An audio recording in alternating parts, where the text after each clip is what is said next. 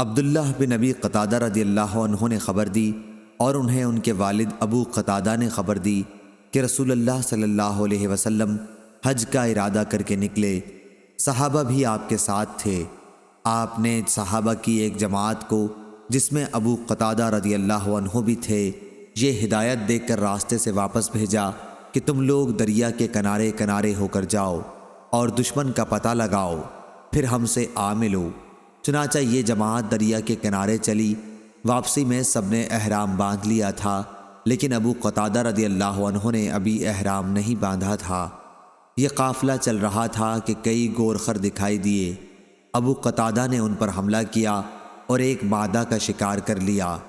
پھر ایک جگہ ٹھہر کر سب نے اس کا گوشت کھایا، اور ساتھ ہی یہ خیال بھی آیا کہ کیا ہم محرم ہونے کے باوجود شکار کا گوشت کھا بھی سکتے ہیں۔ چنانچہ جو کچھ گوشت بچا وہ ہم ساتھ لائے، اور جب رسول اللہ صلی اللہ علیہ وسلم کی خدمت میں پہنچے تو عرض کی، یا رسول اللہ، ہم سب لوگ تو محرم تھے، لیکن ابو قتادہ رضی اللہ عنہ نے احرام نہیں باندھا تھا۔ پھر ہم نے گورخر دیکھے اور ابو قتادہ نے ان پر حملہ کر کے ایک مادہ کا شکار کر لیا۔ اس کے بعد ایک جگہ ہم نے قیام کیا اور اس کا گوشت کھایا۔ پھر خیال آیا کہ کیا ہم محرم ہونے کے باوجود شکار کا گوشت کھا بھی سکتے ہیں، اس لیے جو کچھ گوشت باقی بچا ہے وہ ہم ساتھ لائے ہیں۔ آپ صلی اللہ علیہ وسلم نے پوچھا، کیا تم میں سے کسی نے ابو قتادہ رضی اللہ عنہ کو شکار کرنے کے لیے کہا تھا، یا کسی نے اس شکار کی طرف اشارہ کیا تھا؟